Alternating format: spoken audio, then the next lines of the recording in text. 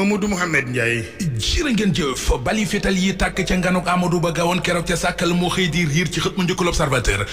bil yéene kay bi garde corps yu premier ministre Amadou Ba ak garde corps yu ministre de la santé di Marie Khemesse Ngom Ndiaye ñoo fa doon jàppante ba ay bali fetal tàkk fa ni mu demee l'Observateur nee nañu mooy ba ñuy inauguré centre de santé bu sàkkal ba ca Louga docteur Marie Khemesse Ngom Ndiaye ministre de la santé moo jógee ca centre de santé ba di dem ci tribune officielle ba àndoon akub garde corps am bi ko garde corps bi bëggee installé ci tribune officielle bi garde rapproché yu premier ministre Amadou Ba yi dogaale leen stoppé leen dëpp leen dënn yi jóg jàppante am fa garde rapproché yu premier ministre Amadou Ba yi cerclé garde corps bu ministre de la santé bi tàmbali ko defal bagage di ko fitna ci la garde corps bu Marie Khemesse Ngom Ndiaye bi génnee fitalam dóor ñaari coup ci suuf lépp ba muy xew l'Observateur ne nañu mi ngi woon ci kanamu Amadou Ba premier ministre mbooloo ma fëllaxoo tasaaroo ndaje ma jaxasoo ba ñu bari jëlee gaañu-gaañu ca buuxante ba ci la garde rapproché yu premier ministre maîtriser waa ji isolé ko ci salle bu nekk ca centre de santé bañ doon inauguré kii ko doon inauguré di premier ministre Amadou Ba mi ngi ci yéenekaay yu bari ñu xëyandool bokk ci ñoom journal Vox Populi mi ñu wax ne moom premier ministre Amadou Ba mi ngi wër réew mi ne day def ay tournée économique ak di wër di dajalay parrainage ñu bàyyi ko muy yaata yumbay nu mu ko neexee ci réew mi jox ko feu vert ñi fara ci opposition bi ñoom ñu tegal leen feu rouge ku fi bëgg a yëngu ñu ne la du fi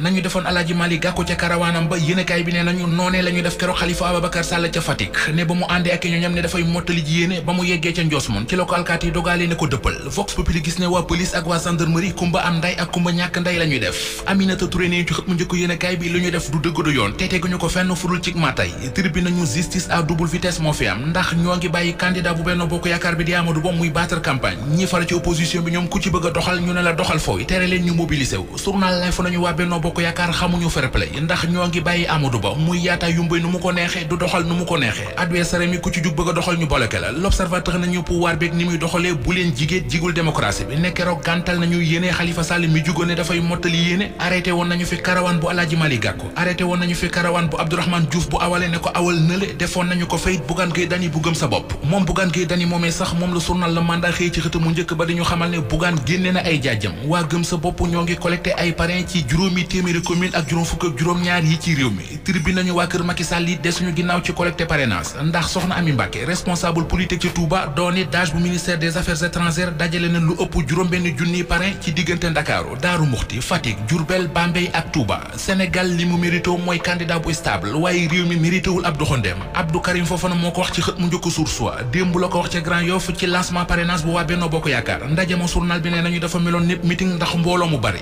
Fatoumata Niang Ba mi jiite Semik bokk ci allié yu Benno Bokk Yaakaar yi Source A ne nañu yëkkati na fa 3000 parrainage teg ko ci loxoy Abdou Karim Fofana ba noppi nag dik ko ne dana ko mottali ndax 10 000 parrainage la jëm ak moom honorable député Abdoulaye Diagne mi président Macky Sall def coordonnateur national pôle parrainage bu Benno Bokk Yaakaar Direct News xëy na ko dalal ci xëtam mu njëkk ba dañu wax ne ma nga woon ca tournée économique bu premier ministre Amadou Ba doon def ci diwaanu Ndar ca waxtaan wa ma nga fay wax ne maa ngi sàkku ci képp kuy militant ba sympathisant bu Benno Bokk Yaakaar nga góorgóorlu loo mën rayante loo mën ngir ñu fal Amadou Ba ngoonu 25 février 2024 honorable député Abdoulaye Diagne ne continuité muy ànd wee liggéey bi fi président Macky Sall def loolee rek moo ñuy mën a tere ñu delluwaat à zéro mooy mën a taxit ñu garantir Sénégal kaaraange gu mat sëkk te loolee dara mënuñu ko may lu dul ñu boole suñ doole def ko muy benn ba def Amadou Ba président bu Sénégal ca premier tour ba ay élection présidentielle yu normal ci Sénégal te Ousmane Sonko du ca bokk Juan Branco nee na gisul nan la mën a nekke libération mi ñu jottali wax ji mi ngi ñuy wax ne keroog la ko wax ci émission Grand Jury bi ñu ko dalalee ci RFM point actu nañu naam isolé nañu Ousmane Sonko waaye taxul partem ba woon di passif di yox-yoxi ne lu pouvoir bi teg rek encaissé nañu ko pouvoir bi njiitam di Macky Sall l'Observateur xëy na di gëstu lan moo tax ba mënut a yàgg akub directeur de cabinet ndax muy Senghor de Abdou Diouf ci diirum ñaar fukki at ñaari directeur de cabinet la ñu amoon Macky Sall nag ci 11 ans fal na fi juróom-ñetti directeur de cabinet